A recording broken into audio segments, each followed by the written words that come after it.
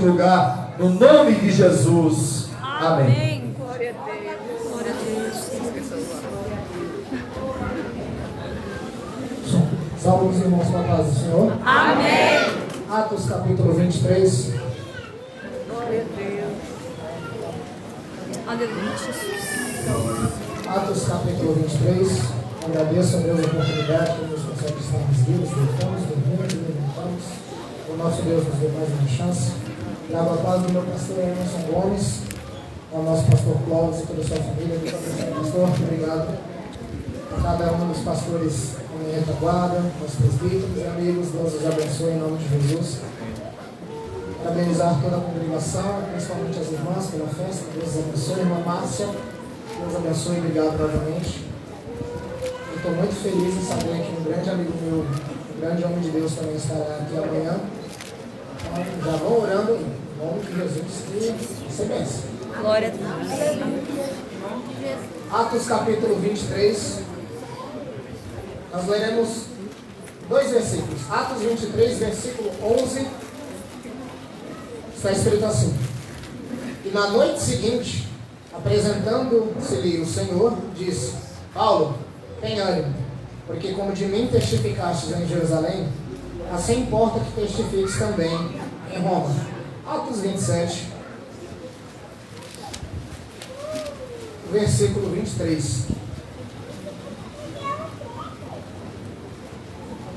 Atos 27, versículo 23. Eu louvo a Deus que a cantora confirmou. Glória a Deus. Glória a Deus. Atos 27, 23. Porque esta mesma noite o anjo de Deus, de quem eu sou e a quem eu sirvo, esteve comigo. Glória a Deus. Pode sentar os irmãos.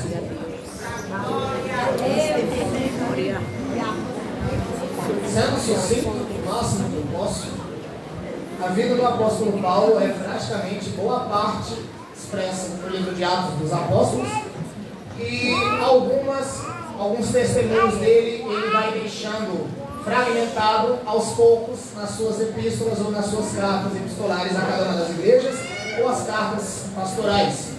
Sendo o apóstolo Paulo o principal missionário do Novo Testamento, ele é considerado o exemplo maior do cristão, obviamente, abaixo de Cristo, uma vez que ele disse: sempre meus imitadores, como eu também sou de Cristo Jesus. A conversão desse homem é interessante, a maioria dos irmãos aqui conhece muito bem a história.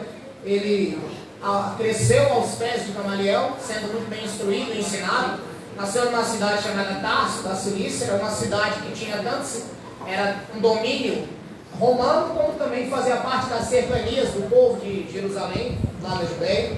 Só que era como se fosse uma cidade dupla, servia tanto para Roma quanto para a Palestina.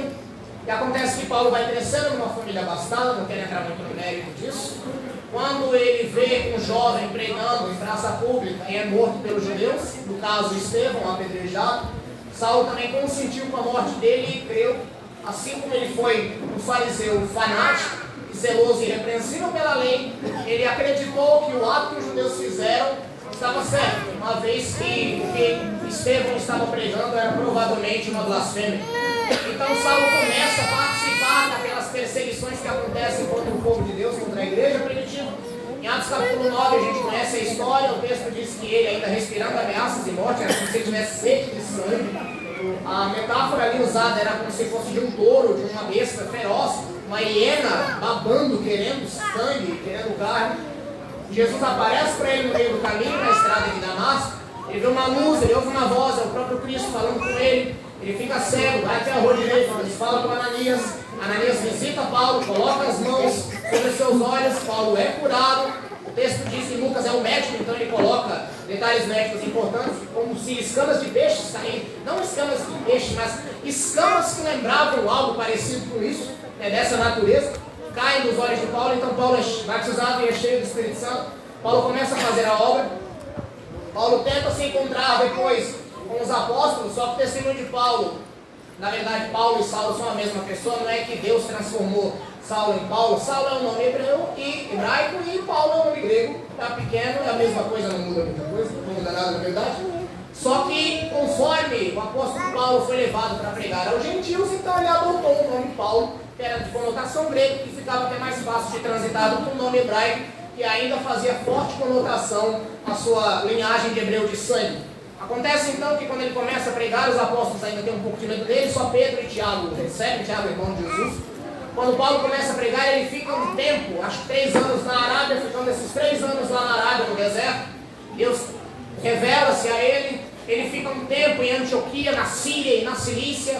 Ele é encontrado por Barnabé, começa a fazer a obra com Barnabé lá na região de Antioquia. Em Atos 13, Deus o comissiona junto com Barnabé para fazer a sua primeira viagem missionária.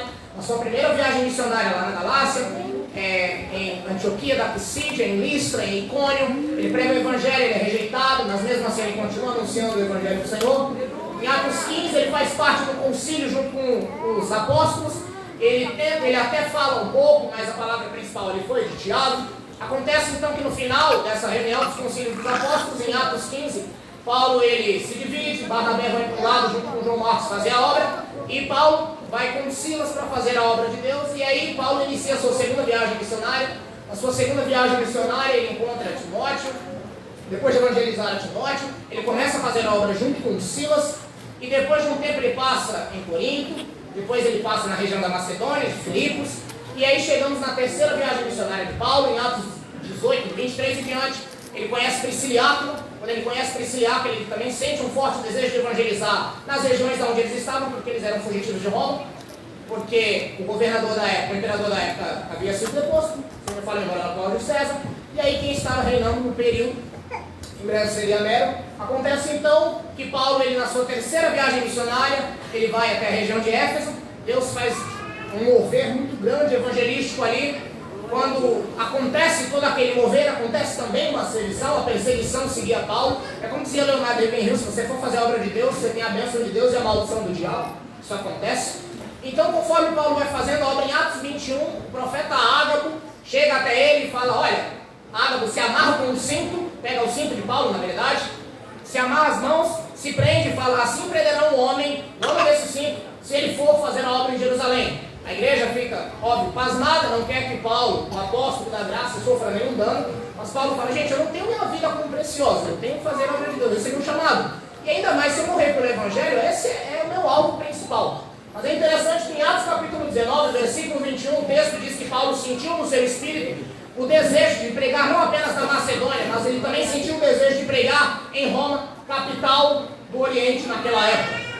Acontece então que quando Paulo sente esse desejo de pregar em Roma, o texto vai dizer que Paulo sentiu no Espírito. Alguns tradutores, como no grego não tem letra maiúscula, acreditam que Paulo sentiu no Espírito Santo. Outros acreditam que Paulo sentiu dentro da sua alma. A bem da verdade é que Filipenses 2,13 diz que Deus é que opera em nós tanto querer como efetuar, segundo a sua boa vontade. Não foi um desejo que surgiu de repente na mente de Paulo, até porque em Romanos 15, do 22 ao 29, o desejo de Paulo, quando ele está escrevendo a carta aos Romanos, ainda no processo da terceira viagem, em Atos 20, o desejo de Paulo era pregar na Espanha.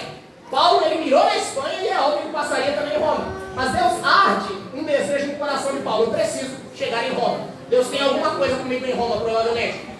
E óbvio, era a chamada de Paulo, porque em Atos 9, 15 e 16, Deus fala para Ananias: vai, porque ele é para mim um vaso escolhido, eu vou mostrar o quanto ele vai padecer, mas o meu evangelho, através dele, será levado para os gentios. E aonde é que ficava o centro gentílico de todo mundo na época? Era em Roma, a capital da Itália e a capital do mundo da época. O império que dominava naquela época, como o pessoal aqui gosta de escatologia, seria a quarta criatura de Daniel, seria aquela besta terrível, ou os pés, as canelas de ferro que aparecem em Daniel capítulo 2. Pois bem, conforme Paulo continua fazendo a obra, ele decide ir pregar em Jerusalém, ele continua fazendo a obra em Jerusalém.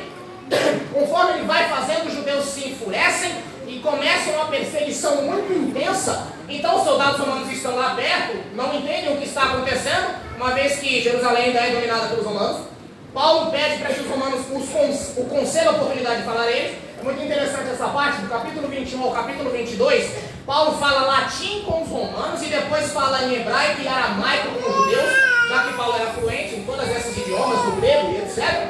Então Paulo fala com o idioma com os romanos e na hora os romanos entendem: você também é cidadão romano? Eu sou, sim, eu tenho cidadania, tenho dupla cidadania tanto de judeu como cidadania romana, e adquiri por mérito e por nascimento. Acontece então que Paulo tenta pregar para os judeus ali, os judeus eles não aceitam e fica uma sedição terrível, e agora os judeus estão praticamente no mesmo estilo que Paulo estava antes de se converter, respirando ameaças de morte por causa de um único homem que agora está fazendo a obra de Deus. Atos 17:5, se a minha memória não está ruim, ou 6, vai dizer que diziam assim da igreja: esses agitadores do mundo chegaram até aqui também. Só que quando dizem da igreja que eles eram agitadores do mundo todo, é uma coisa. Quando Paulo vai ser julgado, depois, os irmãos vão lembrar desse episódio, acontece que Paulo é levado para o Sinédrio para ser julgado e ele tenta falar, mas dá um tapa na boca dele, o sacerdote Ananias. Ele tenta se defender e fala: gente, vocês são judeus, eu sou fariseu de sangue, mas como fariseu, eu acredito na ressurreição dos mortos. E no meio daquela muvuca, no capítulo 23 de Atos, tinha tanto fariseu quanto saduceu. E aí começou um debate, se era verdade ou não, só que o pessoal queria matar Paulo a todo custo. E aí, temendo o tribuno que Paulo fosse despedaçado, guardou Paulo na fortaleza. Paulo, obviamente, ficou chocado e entristecido, porque sendo um homem de Deus, ainda assim é um homem, é de carne e osso como eu e você. O texto diz em Tiago 5,17, que Elias era um homem que ressuscitou o morto, mas era sujeito às mesmas paixões. Então, Paulo também era sujeito. Acontece então que o texto que a gente acabou de ler, de Atos 23:11, vai dizer que Deus aparece para Paulo à noite e fala: Paulo, não temas. Assim como você testificou de mim em Jerusalém, eu tenho uma meta para você. E essa meta é Roma.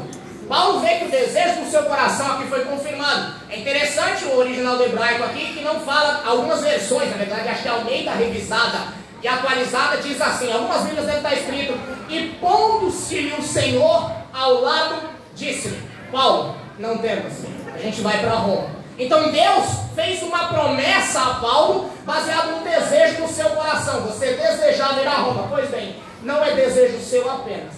Não é apenas uma aspiração que surgiu na sua cabeça e você... Não, esse desejo do seu coração, quem colocou foi eu. Eu fico cegado, você não vai morrer na mão. Qual foi a necessidade de Deus falar isso para Paulo? Que no versículo 12 ou 13 de Atos 23, o texto vai dizer que aproximadamente mais de 40 homens fez um propósito de jejum. E o jejum era esse: eu não como nem bebo, não durmo, enquanto eu não matar Paulo com as minhas mãos. Irmãos, a fúria contra esse homem de Deus estava tremenda.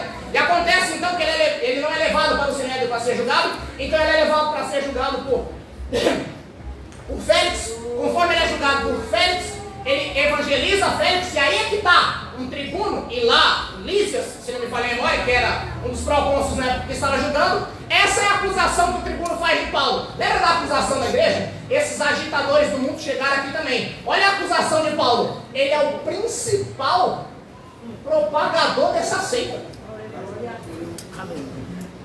Olha que é um elogio que ninguém quer ter durante um momento de julgamento e perseguição. Mas pensa no coração de Paulo quando estava: rapaz, eu sou o principal dos pecadores, mas o principal da divulgação do evangelho. Agora eu fiquei contente, agora eu fiquei macho. Paulo escuta um negócio desse, fica convencido de que realmente Deus o chamou. Então de repente ele começa a pregar para Félix. O texto vai dizer em Atos 24 que quando Paulo quer pregar para Félix, Félix fala: vai, me fala um pouquinho do evangelho. Paulo só fala um pouquinho da temperança, do juízo vindouro e da justiça. O texto diz que Félix fica esfavorido. O homem pregou um pouquinho, deu uma saudação, botou o juiz ali para tremer. Ele falou: não, tá bom, para. A mensagem é meio pesada, depois a gente escuta. Então Paulo agora é migrado da sala de Félix para a sala de Festo. Só que o texto de Atos 25 vai dizer que Festo queria julgar Paulo e levá-lo para os judeus. Por quê? Porque em Atos 25:9 vai dizer que Festo tinha uma coligação com os judeus e com o Sinédrio para que eles matassem Paulo. Então o que Paulo fala? Conforme Paulo tenta pregar para Félix e Félix fala: não, depois você continua pregando. Chega um determinado momento que Paulo está se vendo num cerco, num momento complicado, correndo risco de vida, e Paulo, sabendo dos seus direitos, homem culto, inteligente que era, ele fala na frente de todo mundo: Festo, não é justo, eu estou sendo julgado por uma coisa que eu não fiz. Se eu fiz realmente alguma coisa, sedição, algo contra Roma, que eu seja julgado. Porém, já que vocês estão me acusando de uma coisa, eu tenho dupla cidadania, apelo para César. Quando Paulo solta esse termo, apelo para César, significa provocatio. Diga comigo, provocatio. Provocatio significa apelar para um juízo de instância maior. Só quem podia fazer isso era cidadão romano. Conforme foi passando o tempo, foi passado apenas para príncipes, e depois de um tempo foi passado para ninguém. ninguém, porque chegou determinado momento que os imperadores da época queriam matar determinada pessoa que eles não gostavam, e de repente ele falava: apelo para César. Rapaz, a pessoa está aqui, ela merece ser condenada, aqui estão os crimes dela, ela já foi condenada de várias formas, quem pegou, porém, ele apelou para César, então eu não posso julgá-lo, então eu não vou poder condená-lo. Só que quando Paulo faz isso, Paulo está sabendo de duas situações. A primeira, Paulo está pressionado e correndo risco de vida, porque se Paulo ele é julgado pelo Sinédrio, Paulo é morto. Só que Deus diz para Paulo: a gente tem um alvo, Paulo. A gente tem um alvo, é Roma. Só que presta bem atenção, está bem seguro por glória. Paulo vai ser julgado pelo Sinédrio, e ele não tem o que fazer, ele fala: apelo para César. O que Paulo faz? Todo mundo aqui com certeza já ouviu aquela linda parábola do amigo inoportuno. Diga inoportuno. O que significa inoportuno? Primeiro, a pessoa que enche as paciências, aquela pessoa chata. Só que inoportuno também significa aquele que sem ter oportunidade cria. O amigo inoportuno é literalmente isso. Eu não tenho oportunidade de pedir. Ele está dormindo, mas vou pedir. O que Paulo está fazendo? Paulo está diante de um tribunal correndo risco de vida. Ele tem que apelar para se salvar, mas ao mesmo tempo, Deus diz que eu vou para Roma. Eu tenho o desejo de ir para Roma, mas a oportunidade não veio. Não vou ficar esperando cair no meu colo. Eu crio essa oportunidade. Você já ouviu aquele falando? Eu estou falando lá a nível de igreja, mas isso se equivale para todos os âmbitos da nossa vida. Mas eu vou usar um exemplo a nível ministerial. É sempre os mesmos, o pastor nunca me chama. Já falou com o pastor que tem oportunidade, Sandro? Ninguém nunca me nota. Já pediu para ser notado? Assim, só uma dica. Ninguém sente minha falta. Já mostrou que você faz falta? Meu Deus! Porque, irmão, o mal nosso é que a gente fica esperando o resto da vida o maná cair do céu. E Deus falou em Deuteronômio 11, ou Deuteronômio 10, 11 e 12. Vou fazer chover chuva, vou fazer vir chuva e orvalho para nascer pão. Mas vocês plantam. E aí, se vocês plantarem e me obedecerem, bendito será o fruto do mundo. Bendito será o fruto. O que o povo faz? Não, mas vai vir maná ainda. Meu querido, Deus está falando para alguém aqui. Eu sei que você quer um manto, calma. Ninguém é dono do Espírito Santo, esquece isso. Mas permita, o que Deus quer falar com tudo. Aleluia! Você está literalmente esperando Deus fazer uma coisa que não apareceu oportunidade, sendo que quem tem que dar oportunidade aqui é você. Eu vou fazer uma coisa extremamente infantil, mas me permita, né? Está gravado, não tem problema. Já tentou colocar uma melancia no pescoço? Não, mas esse aí é o famoso se aparecer, o alustrado. Mas, meu irmão, posso te dizer uma coisa?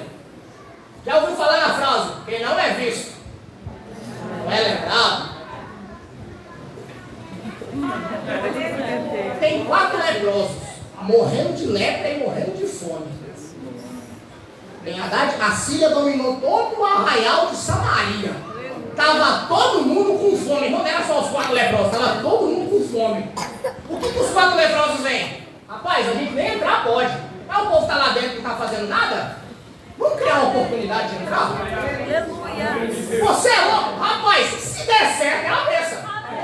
Mas se não der, tá bom, paciência. É a famosa aposta de Pascal. Sabe o que é a aposta de Pascal? É o teste para saber se a pessoa é ateu ou se a pessoa é cristão. Preste bem atenção. Se a pessoa é ateia, a aposta de Pascal é essa.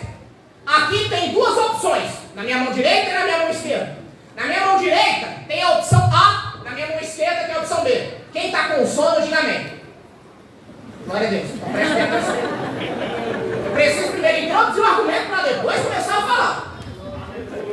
Na mão A, se você acertar, você não ganha nada. Perdeu alguma coisa? Só não ganhou. No lado B, se você acertar, você ganha tudo. Perdeu alguma coisa? Perdeu alguma coisa? Mas aqui você teve ganho. De um lado, você não perde. Você só não tem benefício. Mas perder, você não perde nada. Do outro lado, você além de não perder, ganha. Vocês não estão compreendendo o raciocínio? Qual é a aposta de Pascal? Se você é ateu e acredita que quando você morrer não tem céu nem inferno, não tem nada, Se você tiver certo, você não ganha nada. Mas você também não perdeu. Agora,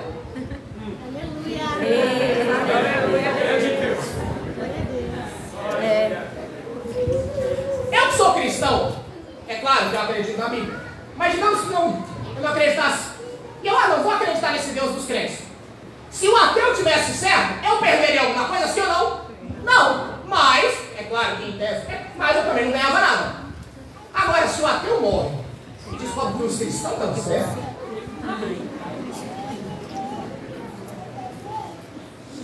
você tem duas opções na sua frente. O ficar calado sem fazer nada, você perde alguma coisa? Mas também não ganha. E tem o melhor fazer alguma coisa.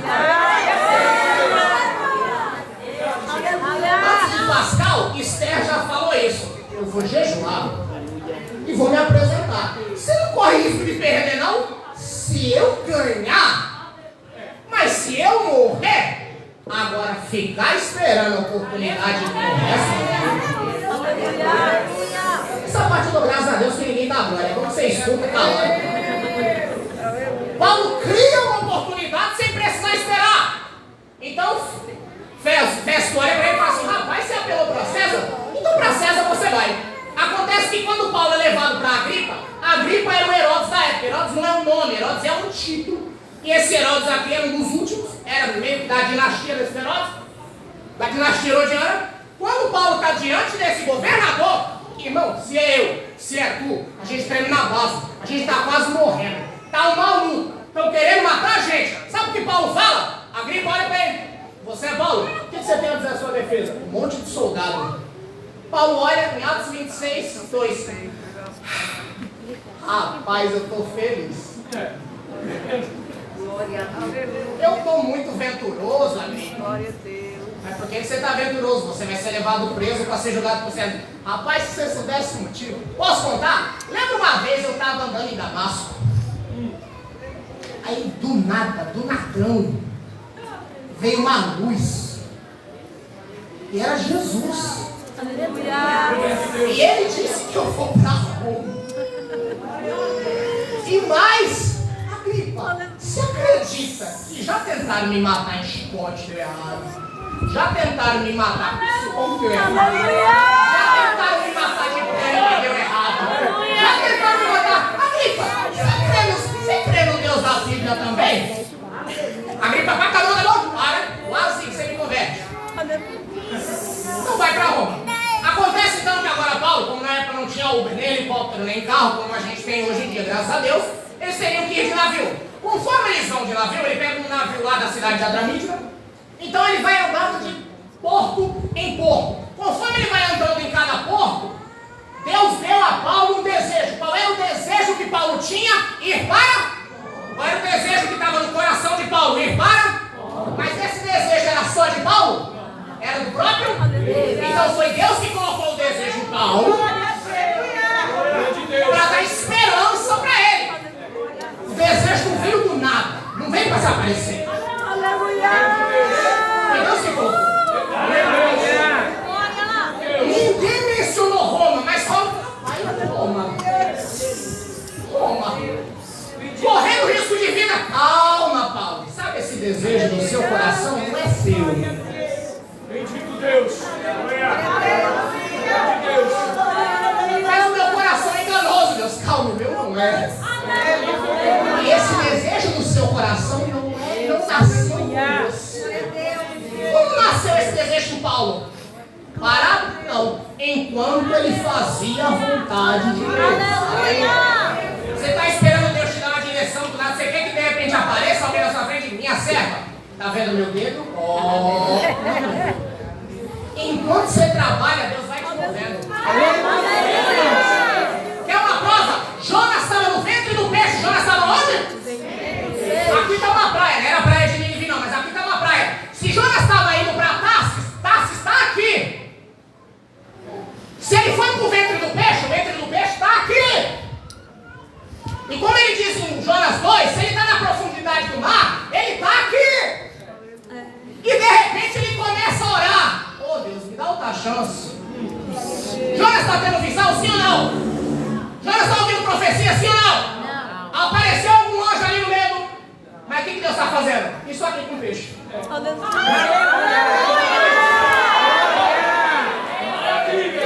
Jonas, olha Deus, me dá outra chance. Opa, Deus, me tira de Tarsis, já estava tirando. É a resposta de Deus para Daniel. Daniel demorou 21 dias, mas desde o primeiro. É Davi orando, Senhor é meu pastor e nada me faltará. Ah, se o Senhor disse minha cabeça e está Samuel, cadê? Tá faltando mais um moço?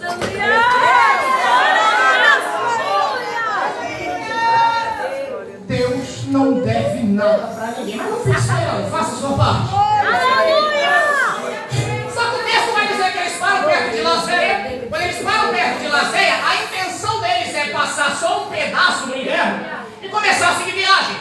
De Creta até o porto de Fenice. Eles já tinham passado por Quinido, por Bons Portos. Geografia bíblica é uma coisa maravilhosa que dá uma preguiça terrível de estudar.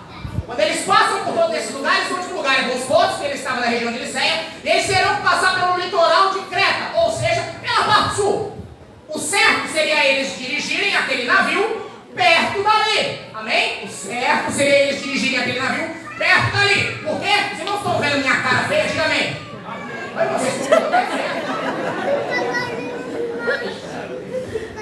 Bons Portos ficava aqui. Creta ficava aqui. A Itália ficava para cá, já que esse navio iria para a Itália. Se Creta fica desse lado aqui e Roma, que é a Itália, fica desse lado, eles precisariam conduzir a navegação aqui na beirada, para que caso acontecesse alguma coisa, bastava aportar do outro lado. Amém? Só que Paulo está olhando e está vendo que o povo está muito ansioso.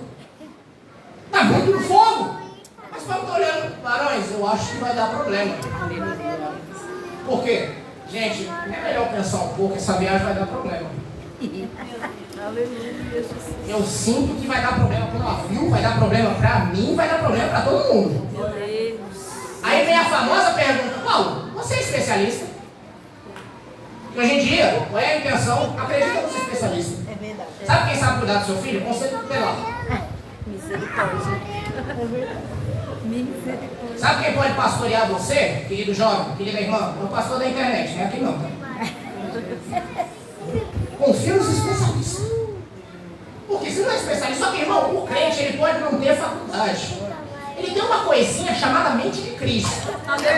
Essa mente de Cristo dá ele um discernimento tal que o Salmo 119, verso 91, 99 e 100 diz: por ter amado tua lei, sou mais sábio que meus colegas. Por ter amado tua lei, sou mais sábio que os meus mestres. Agora segura glória e dá glória nesse. Por ter amado tua lei, sou mais sábio que meus inimigos. Porém, a ideia do mundo é desacreditar o cristão para acreditar os especialistas.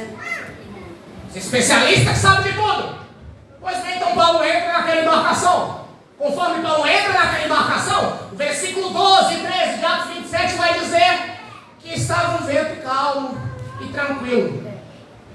De repente, o versículo 13 a 14 vai dizer que vem um tufão de vento, chamado Euroaquilão. Euroaquilão significa vento do Nordeste. E esse vento, ele tem o formato de um furacão ou de um tufão de água, que quando ele vem, ele não gera apenas um tornado de vento, ele traz chuva, faz redemoinho, traz raio, traz tempestade, e dependendo de onde ele passa, ele quebra. Só que Paulo disse: gente, vai dar problema. O que o povo fala? Vai não. Provérbios 20, 15 ao 17. Versículo 18: pela multidão de conselhos se vence uma guerra. Não esquece de quem te aconselha, meu irmão. Acontece que quando vem esse Euroaquilão, o que acontece? Eles estavam aqui em Creta, amém? Roma fica aqui. Eles tinham que perambular, navegar por aqui para chegar em Roma. O que o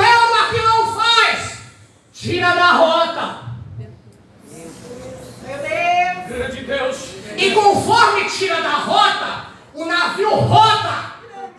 E quando o navio roda, o que parecia indo para frente se torna indo para trás. O que parecia vir para esse lado, conforme o vento de doutrina me confunde, ou o vento de Satanás me confunde, ou a tribulação me deixa emocionalmente abalado, eu não consigo raciocinar se eu estou avançando ou se eu estou regredindo. Por quê? Porque eu tenho uma meta. A meta é chegar em... A meta é chegar em... Mas agora que o vento vem, pra onde eu estou indo? Meu Deus. Bendito Deus. E o texto diz que o vento foi tão forte que eles pegaram as velas e abaixaram. Sem as velas, o vento para de soprar. Sabe o que o vento fez? Continuou. Grande Deus.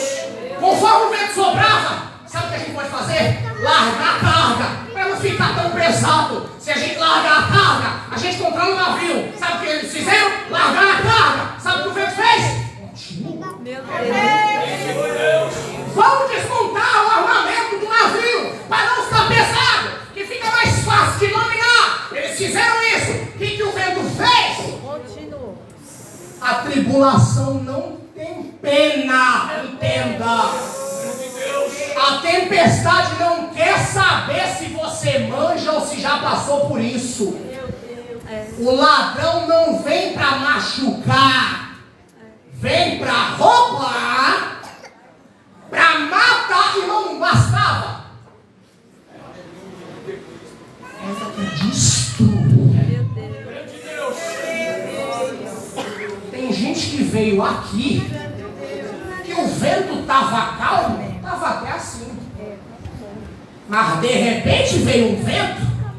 Sabe aquela expressão barata tonta? Crente não é barata tonta. Mas o que acontece? A pessoa fica desorientada. Ela vem para o culto, ela participa da festividade, e ela sai do culto dizendo: queria que Deus falasse comigo. Ela vai numa campanha em casa, na casa dela, e diz: queria que Deus falasse comigo daquilo.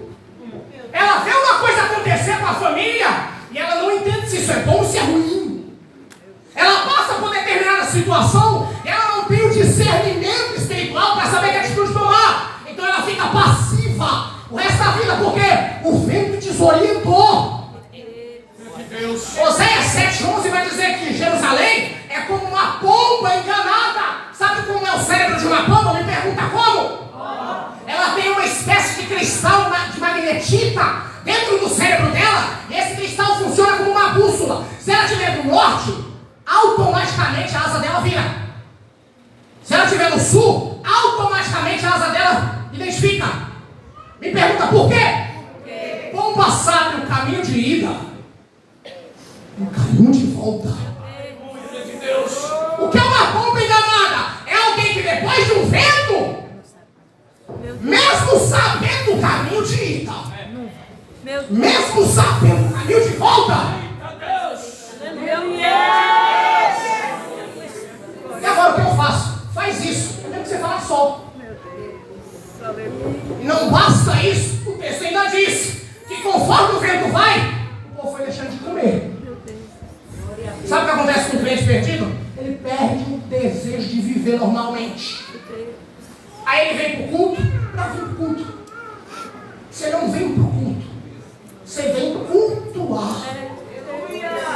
Ele participa apenas estando aqui. Deus está falando com pessoas que estão aqui. Olhe bem para mim e faça um esforço. Eu sei que é sexta, eu sei que você trabalhou, eu sei que você está cansado, mas preste bem atenção, olhe bem para minha cara feia. Tem gente que está aqui e me ouve, que já está pedindo para Deus sinal, depois de Deus ter dado vários. É a pessoa que está se afogando e dizendo: Senhor, manda alguém para me salvar, passa um navio. Não é Deus. Deus, me tira daqui, eu vou afogar, passa um bote. Não é Deus. Deus, me tira daqui para afogar, passa um nadador livre. Não é Deus. E a pessoa meio afogada chega no céu e fala: o Senhor me salvou, porque eu estava a todo tempo mandando sinal. E por que eu morri? Porque você está desorientado no lugar que eu já dei direção. É crente que está aqui ouvindo a palavra, sabendo que Jesus volta,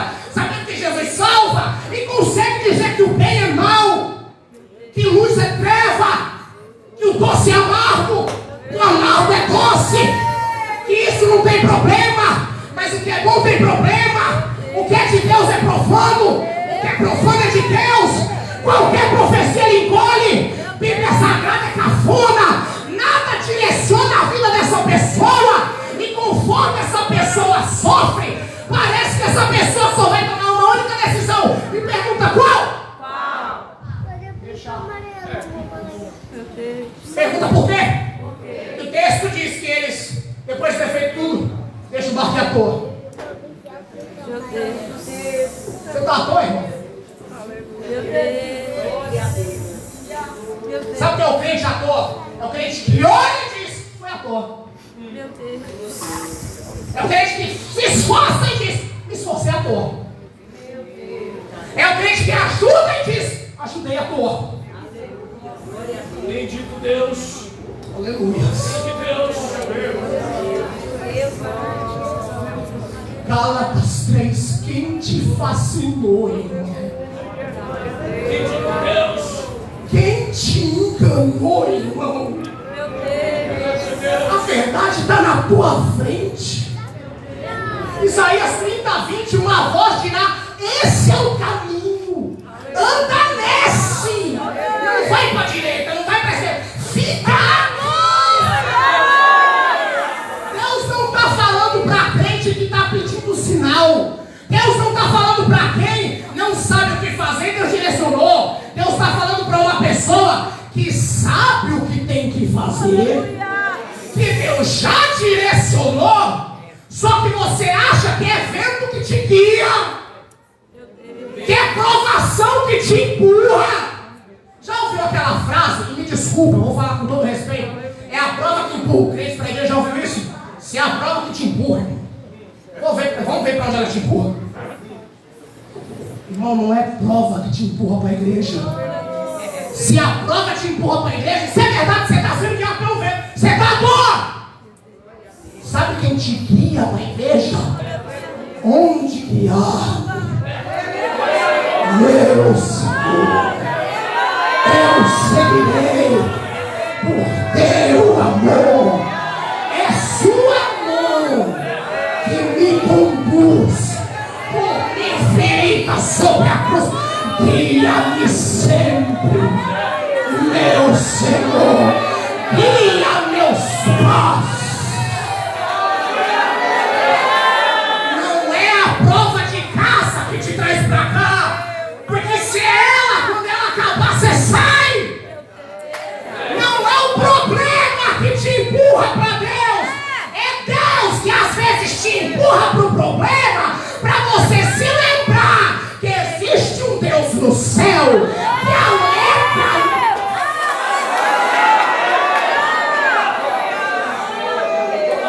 E você pensa que você consegue sair do problema só. Já ouviu falar na história do labirinto do Minotauro? Diga comigo já. Eu sei que tá ruim, não. O labirinto do Minotauro funciona assim. Um cara, que eu esqueci o nome, cria um labirinto e deixaram uma criatura perversa lá dentro do Minotauro, na mitologia grega, para matar alguém. Mas de repente, colocaram um homem lá dentro, acho que é Perseu, Orfeu, não sumiu da cabeça. Sabe o que ele faz? Ele consegue matar o Minotauro e consegue sair do labirinto. Me pergunta por quê? Por quê? Porque o criador do labirinto mostrou para ele como entra, como sai. Aleluia. Você ouve isso, dá até glória. Agora eu acabei de falar para você que é Deus que te guia. Sabe como você dá? Mas como? Meu Deus. Glória a Deus. Glória a Deus. Aleluia. Deus pede para Abraão subir o Moriá para sacrificar o filho. E ele sabe que tem que subir numa das montanhas de Moriá. Numa das montanhas de Moriá. É singular ou plural? Ou seja, tem mais de uma montanha. Como é que o homem sabia qual era que tinha o carneiro? Aleluia. Aleluia. Vou falar de novo. Como é que o homem sabia a que tinha providência? Porque é Deus que guia o crente, irmão. Só que conforme a tribulação aumenta e o vento desorienta, o texto diz, já que eles jogaram tudo fora, perderam a vontade de comer, perderam a vontade de viver, não tinha tinha sol, não tinha lua, não tinha estrela, perderam todo o desejo de se salvar. Esse é o mundo que a gente vive. É um mundo sem esperança, irmão. É um mundo que tem palestra motivacional de gente que depois da palestra se mata. Eu trabalhei numa escola que o professor chegou e me falou assim: rapaz, quem te irrita te controla. Por isso que eu faço artes marciais e ninguém me irrita. Eu consigo controlar minha vida certinho. Deu 8 tiros num cara e se matou. Na frente da isso.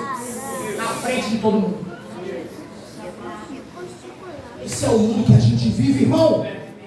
É um mundo desorientado. Continua pedindo conselho para ele. É um mundo sem esperança. Continua acreditando nos especialistas. É um mundo que não sabe para onde vai. Continua acreditando que você sabe.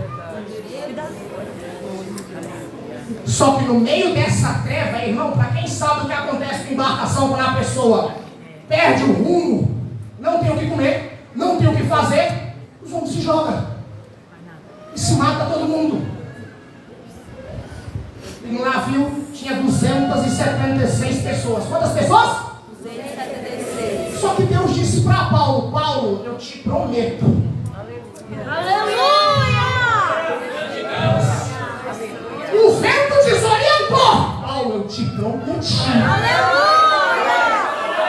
Não tem mais luz. Eu te prometi, Paulo. Só que a multidão em volta não tem ninguém apoiando. Tá todo mundo querendo se matar. E de repente surge Paulo. Os irmãos me ouvem, diga amém. Segura o sono. Paulo tá com a mão assim. E aparece. Todo mundo desesperado. Todo mundo sem saber o que fazer. Quem me ouve, diga amém. Todo mundo querendo se matar. Quem me ouve, diga amém. 275 pessoas mais Paulo. E ele chega e fala: irmãos, eu avisei que ia dar ruim. Porém, quantas pessoas tem no nosso navio? 276. É que ontem tinha mais um.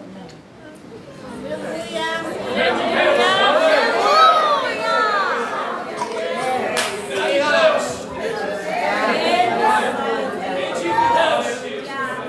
Vou esperar vocês tocar.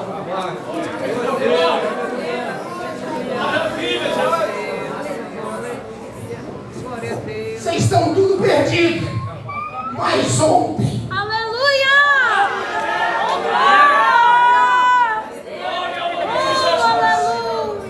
Enquanto o navio rodava, enquanto o vento soprava, enquanto vocês diziam: vou morrer, o Deus que eu sirvo. Presta bem atenção. O texto diz: o Deus a quem eu sirvo. A palavra servir aqui é laitreia, que significa culto. Eu vou fingir que sou pentecostal, levanta a mão. Calma, você que pode. Enquanto vocês queriam se matar, eu estava no culto. Enquanto o vento soprava, segura a mão, eu estava no culto. Enquanto vocês perderam a esperança, eu estava no culto. Fora do culto, tinha 275, segura a mão. No culto só tinha um, mas no navio. Sabe o que é isso? Enquanto a tempestade sopra, irmão, fica no culto. Você vai ter que tomar remédio, quem sabe? Você vai ter que fazer tratamento, quem sabe? Mas Deus está falando para alguém. Você está triste, abatido, todo quebrado. Você realmente acha que você vai se consolar onde? Aqui é a Assembleia de Deus? Aqui é a Assembleia de Deus? Recado de Deus. Vem na Assembleia. Vamos ao nosso poder.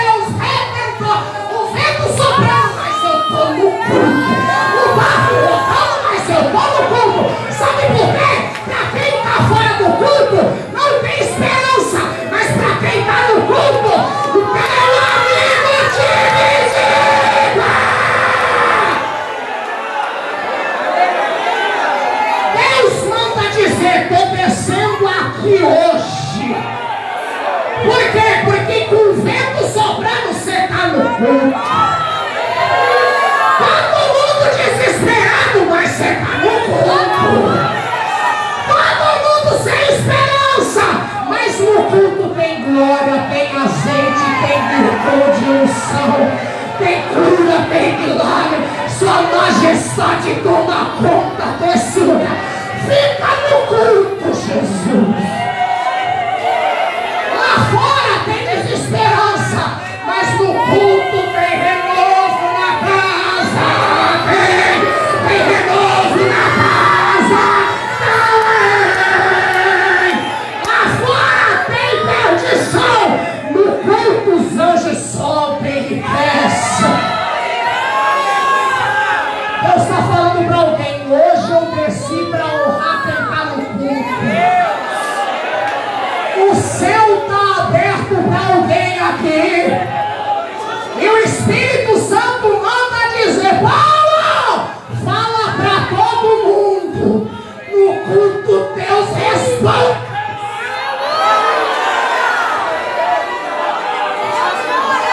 Chega em casa. Chega em casa. Escuta o que eu estou falando. Chega em casa. Ajunta a família e fala: vai dar certo. Vai dar certo. Vai dar certo. Sabe que não ajuda não, sabe? Por quê? Eu estava no culto. E o que Deus disse no culto? Não temas. Eu prometi Roma. Vai ser Roma.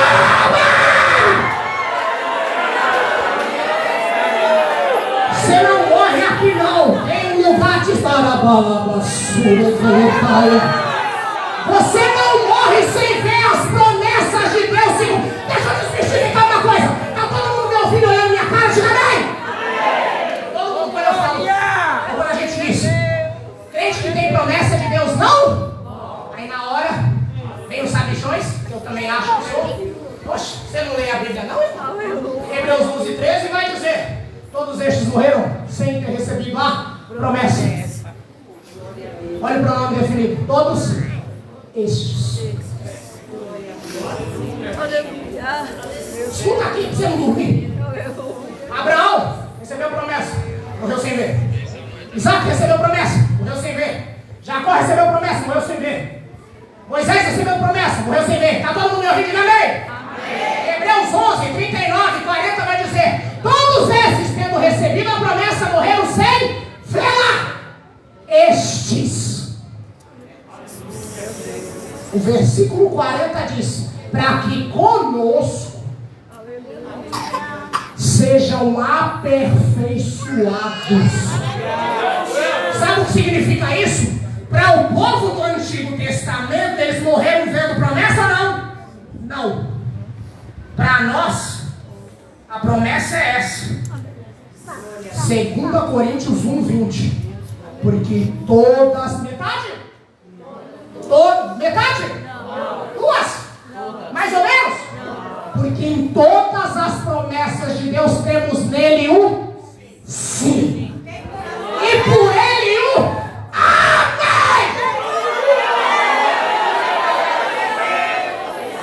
Mas Deus permitiu que o diabo tocasse em Jó. Em Jó, 1 João 5:19. Quem é de Deus em Cristo o maligno não toca. Tocou em Jó, sim ou não? Tocou em Pedro?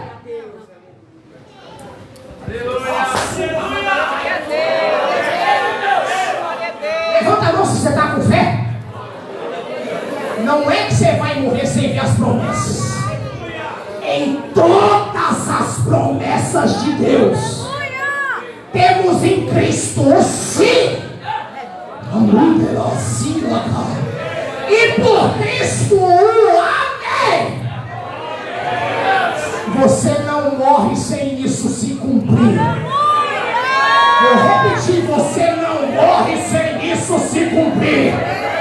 Você não morre sem isso se cumprir.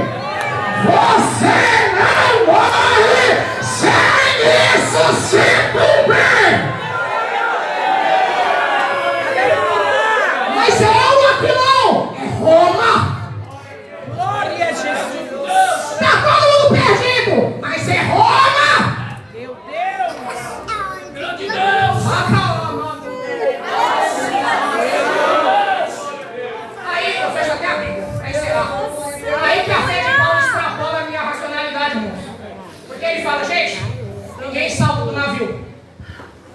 que Deus disse que a gente vai chegar em Roma. Porém, agora é Paulo que fala. A gente tem que bater em alguma ilha. Vocês lembram do que eu falei da distância aqui? Amém? Tá com sono? Não. Segura. Paulo acabou de dizer: Deus vai nos levar sãos e salvos. Amém? Amém. Mas a gente tem que bater numa ilha. Paulo estava onde? No meio do nada. Presta minha atenção. No meio do nada. A gente vai bater em alguma ilha.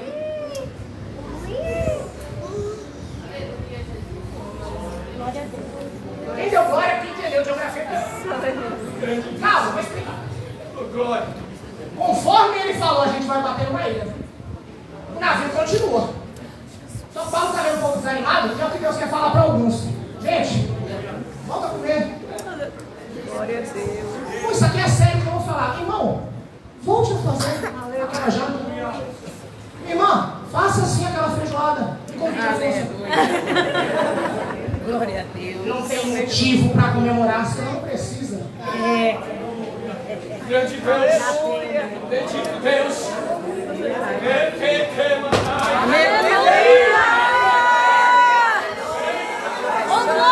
Não aconteceu nada, você não precisa esperar acontecer para adorar a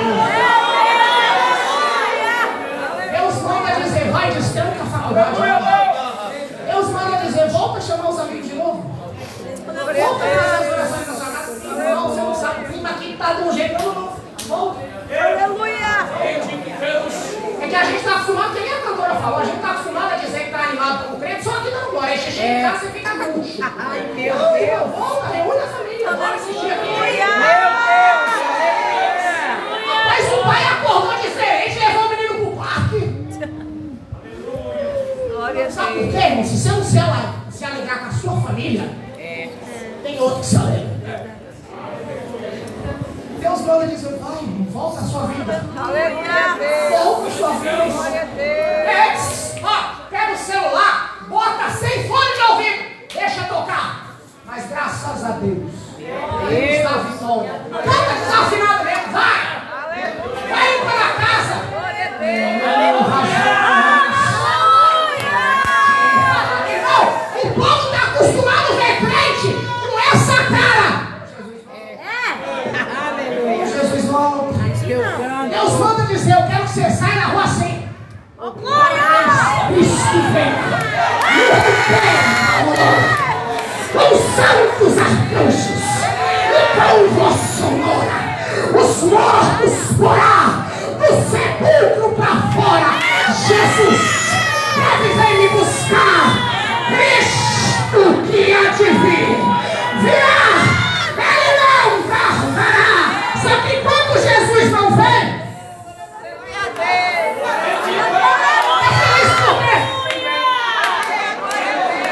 tá feliz porque Ele cuida da minha casa, cuida da minha vida, cuida do trabalho, cuida da família, cuida do ministério, cuida.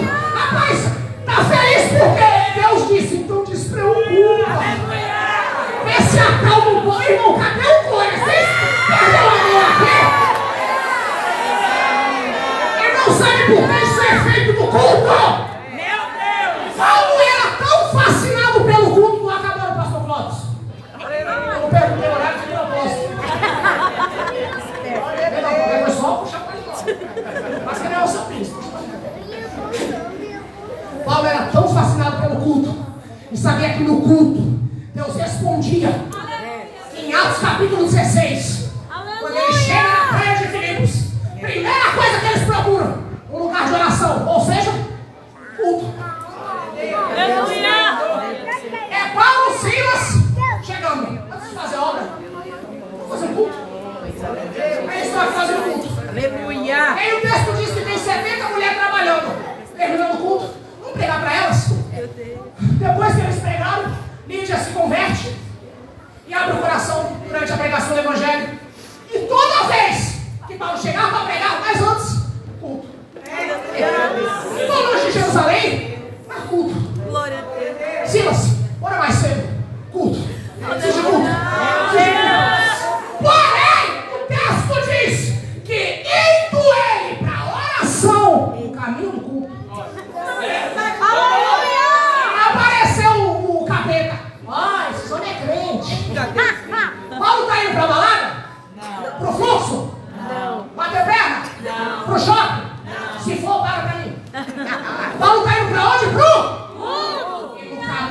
o diabo percebeu.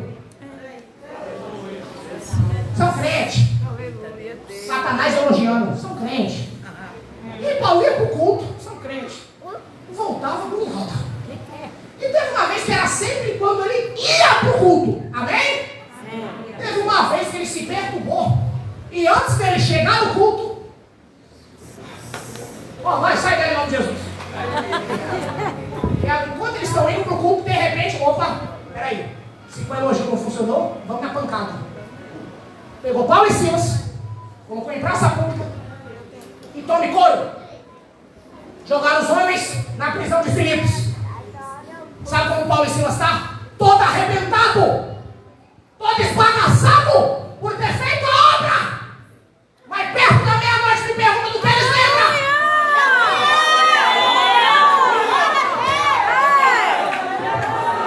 Ô Silas, rapaz, esse pessoal está doendo demais, está meio demente. Ô rapaz, perdemos o culto. Silas, já pensou se eu e tu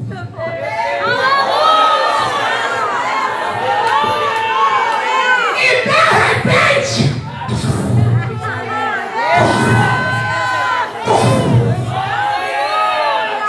me pergunta por quê? Porque Deus sempre visita no culto.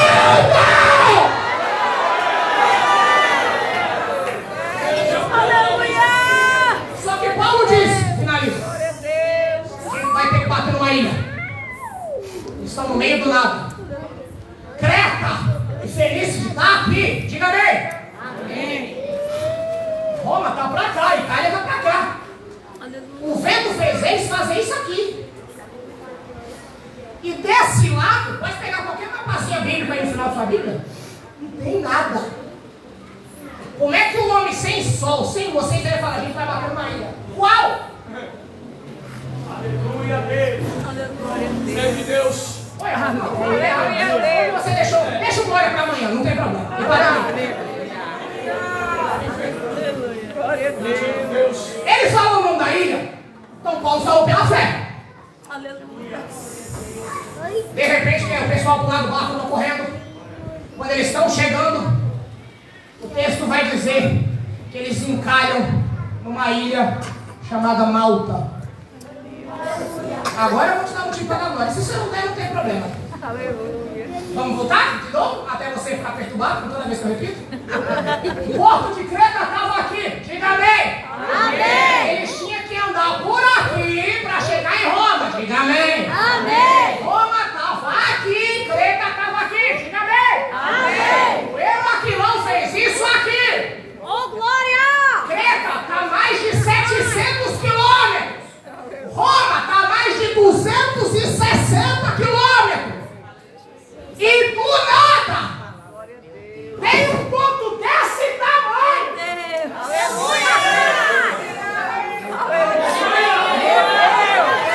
Meu Deus do céu, eu vou forçar o glória. Eu vou mandar você pegar na mão de quem está do lado, não é possível? Apela. Eu vou repetir. Creta está aqui, fala amém.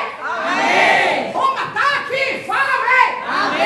Ela que não jogou eles pra cá, aqui só tem água, fala amém.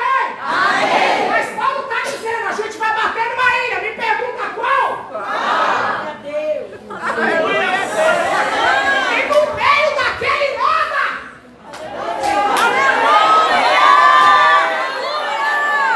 eu vou repetir, se não tivesse ilha, o barco ficaria naufragado para sempre.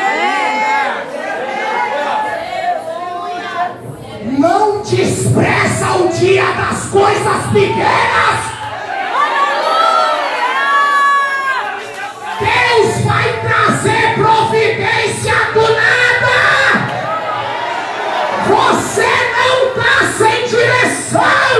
Malta significa refúgio. Deus é refúgio bem presente na hora da angústia.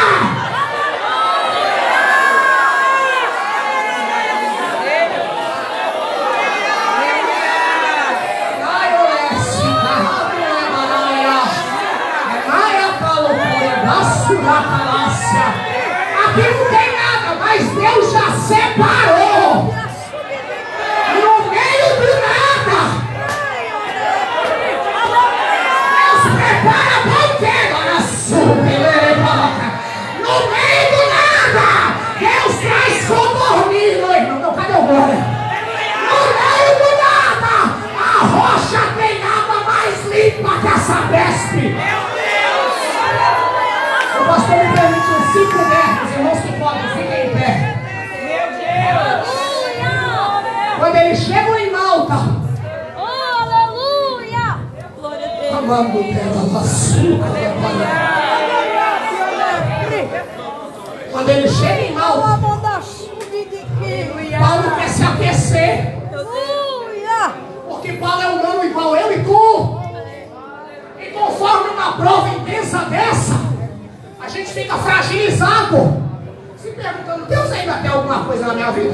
Meu Deus. Então ele vai querer se aquecer. E no meio dele se aquecendo, surge uma víbora e morde a mão de Paulo. Presta bem atenção, a víbora morde aonde? A mão. Pergunta por quê? Porque o diabo quer fazer de tudo para parar Paulo. De um jeito tão grande que quando o diabo viu o que aconteceu em Atos 19:11, em Éfeso, que todo mundo jogou livro de magia, o texto vai dizer que pelas mãos de Paulo, Deus fazia umas coisas extraordinárias. Aleluia. E o diabo está revoltado, esse homem não morre. Se não morreu, deixa sequela. Meu Deus. A víbora morde a mão. Porque era aonde Paulo mostrava que Deus era com ele no ministério. Sinal de Deus para dizer: a minha unção de Deus está aqui. E aonde o diabo quer morder? Todo mundo gosta daquele episódio aí. Paulo sacode a víbora no fogo, ela não faz mal algum. Só que numa víbora mordeu a mão. Aí Paulo pensando: meu Deus, Aleluia. Glória a eu Deus. estou vivo. Mas será que Deus está na minha vida ainda? Quando ele chega na ilha de Malta, tem um moço chamado Públio. E Públio chega para Paulo e fala: o senhor é apóstolo? Sou. Aleluia. O senhor não sabe da última. Glória a Deus. Meu pai está doente. Glória a Deus. Então o senhor ir lá e...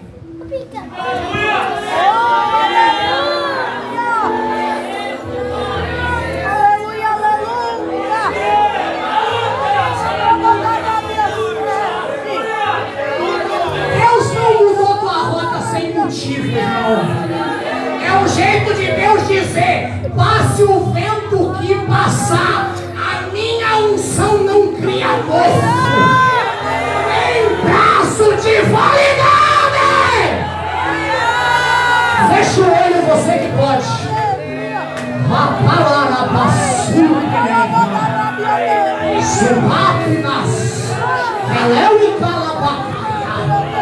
O inimigo quer tentar te destruir como instrumento de Deus.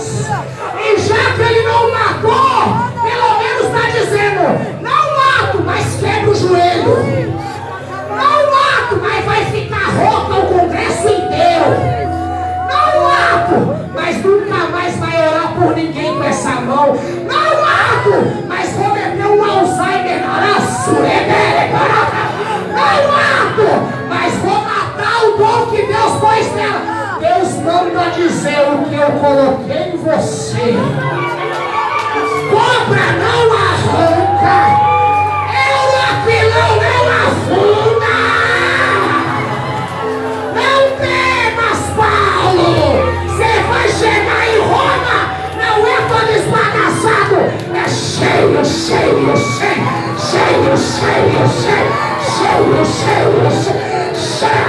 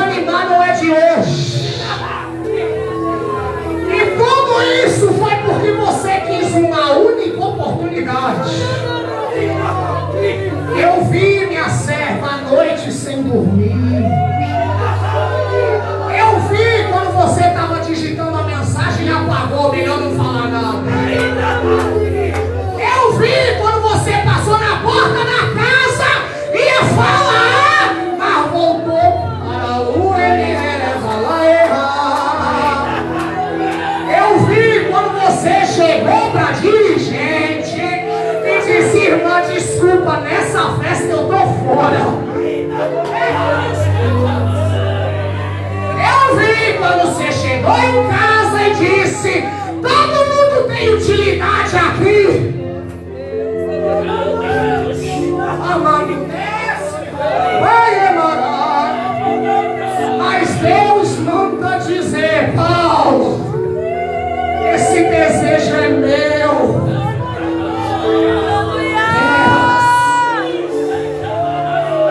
Minha serva, não vai se perder ninguém.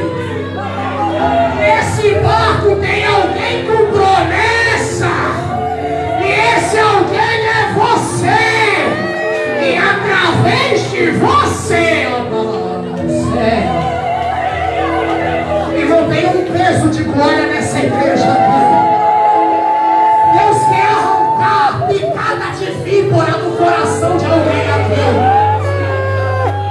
Tem gente que já está sem comer faz tempo. E não é jejum, é desânimo de sentar na mesa. E raiz, ah não, agora é revelação. Eu estou torcendo para não ter confraternização. É a última que tem. Deus viu. Deus viu. Deus viu. Mas o mesmo Deus desceu aí.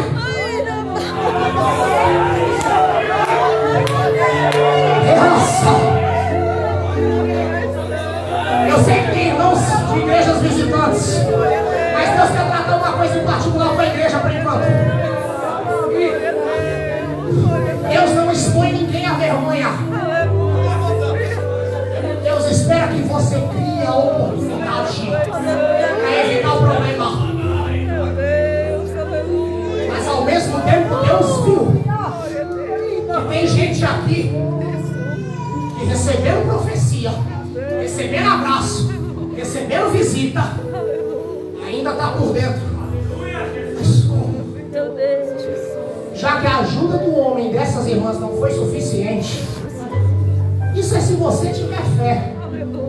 Feche os olhos, só as irmãs dessa congregação da festividade. Deus não vai mandar anjo aqui não.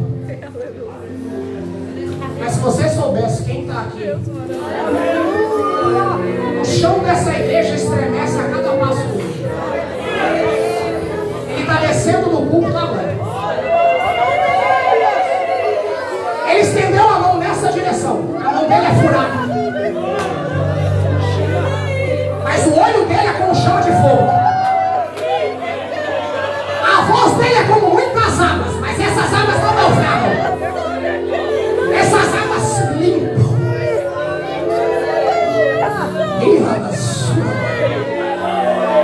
E essa mão vai segurar a mão de alguém e vai dizer: não temas,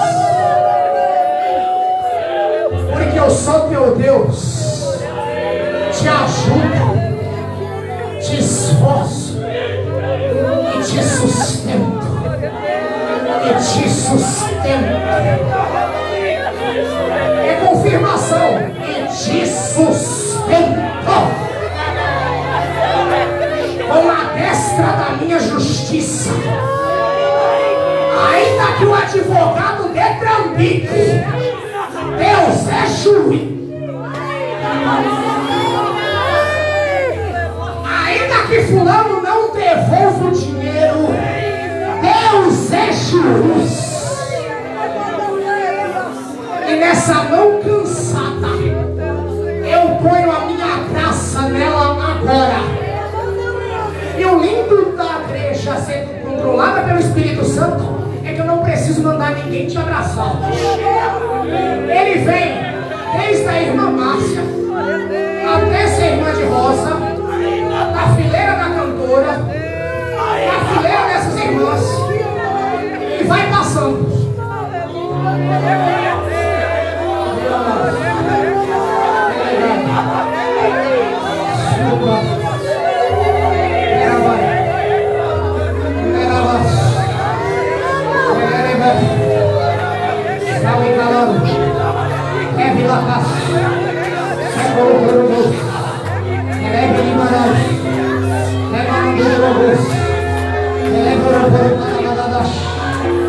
Céu e carro na hora, velho.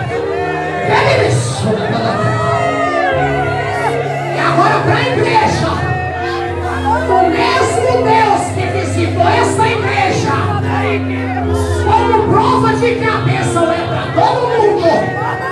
Recebe a visita de Deus aí agora.